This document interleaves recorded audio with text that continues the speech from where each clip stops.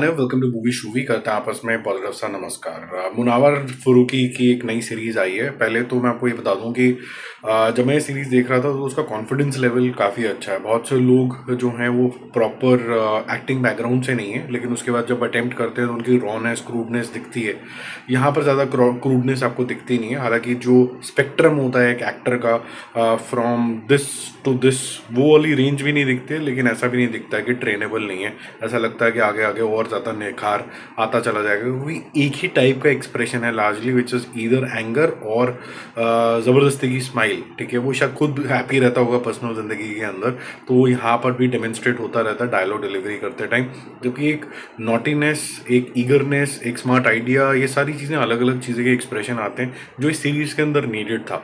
और ये सीरीज़ है इस तरीके की इंसान की जो थोड़ा जुगाड़ू टाइप का आदमी है, उसको लगता है कि वो बहुत कुछ अचीव कर सकता है, एक स्मार्ट माइंड है, लेकिन एट द सेम टाइम क्योंकि एजुकेशन उसके साथ नहीं है या फिर सिस्टम उसके साथ नहीं है, वो स्ट्रगल करता रहता है। कभी कुछ बेचता है, कभी वॉकमैन बेचता है, कभी ये सब चीज़ें करता है, कभी जेल भी चला जाता है, कभी उसको गलत धंधे में भी लग जाता है इधर उधर। अल्टीमेटली उसके फादर के कहने पर और उसकी वाइफ के कहने के ऊपर वो चला जाता है एक प्रोडक्शन हाउस के अंदर। प्रोडक्शन हाउस के पास जाके उसको एक और आइडिया आता है, जो कि अगेन खुराफाती ही आइडिया है कि ये जो पिक्चरें ये बना रहे हैं, इसको अगर मैं किसी तरीके से सीडी के अंदर बर्न कर दूं, और वो सीडी बर्न करने के बाद अगर मैं इसको बेचना शुरू कर दूं, तो एक मेरा बिजनेस फ्लरिश होने लग जाएगा। अब इस तरीके की सीरीज़ के अंदर बहुत सारी चीज़ें ज़रूरी होती हैं कि आप किस लेवल तक ये जो पायरेसी है, अगर हीरो को जस्टिफाई करना है तो उसकी बेचारगी किस लेवल तक दिखाते हो। उसके बाद ये ज़रूरी हो जाता है कि जो जस्टिस है वो आया कि नहीं आया, क्योंकि अगर आप बुरे काम कर रहे हो तो कहीं ना कहीं जस्टिस आना ज़रूरी हो जाता है। तीसरी चीज़ ये हो जाती है कि जो पूरा जीरो टू हीरो की मेकिंग है और उसके बाद जस्टिस की कहानी ये आपको दिखाया जाए, ऑडियंस को ज़्यादा समझ में आए। ये सारी चीज़ों के अंदर कहीं ना कहीं ये स्टोरी कहीं ना कहीं फ्लॉप शो हो जाती है, क्योंकि कन्वर्सेशंस जो होती हैं वो ये फरूकी की और उसके एक दिखाया गया है वाइफ, और एक दिखाया गया है एक चड्डी बड्डी टाइप सा, उसके बीच में ही कॉन्वर्सेशन होती रहती है और सीन जो होते हैं वो स्किप करते हैं।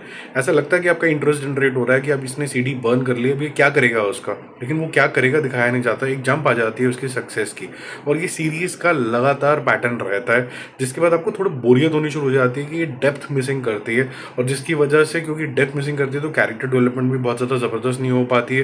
क्योंकि कैरेक्टर डेवलपमेंट नहीं हो पाता है और ये आप समझ नहीं पाते पूरा मैकेनिज्म, आपको ऐसा लगता है कि यार ये स्पार्क ऑफ अच्छी चीज़ दिखाने की कोशिश करी गई है, और ये एक फेल्ड अटेम्प्ट रह जाता है कि देखो बॉलीवुड के अंदर या फिर पुराना हिंदी सिनेमा के अंदर या तो कुछ कॉपी करने की कोशिश करते थे, या वैसे करते थे, या ये करते थे।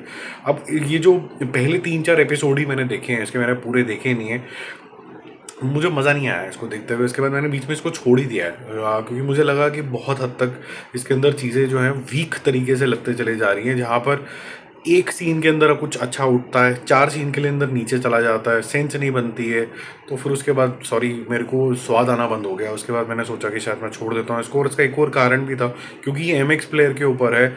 वाहियात तरीके से हर 5-10 मिनट के सीन के बाद 6-6 ऐड आ जाती हैं, वो काफ़ी इरिटेट करती हैं मेरे ख्याल से। और 2x वगैरह करने का, इसके अंदर स्किप करने का कोई फंक्शन भी नहीं है।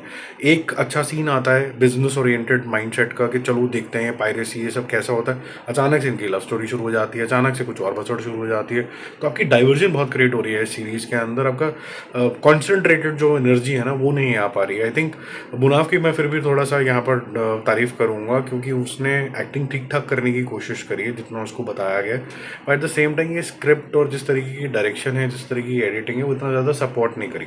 जो एक और मैं तारीफ़ करूँगा इस सीरीज़ के अंदर कि जो जो क्रूडनेस आपको चाहिए मुंबई शहर की, वो ज़रूर अच्छे तरीके से दिखाई। ये चौल हो, जिस भी तरीके की छत हो, वो सब चीज़ें इन्होंने ठीक से दिखाई हैं। मेरा मूवी से भी स्कोर इसके लिए रहेगा 2 स्टार। ये बहुत अच्छी बन सकती थी, ये डेप्थ लैक करती है।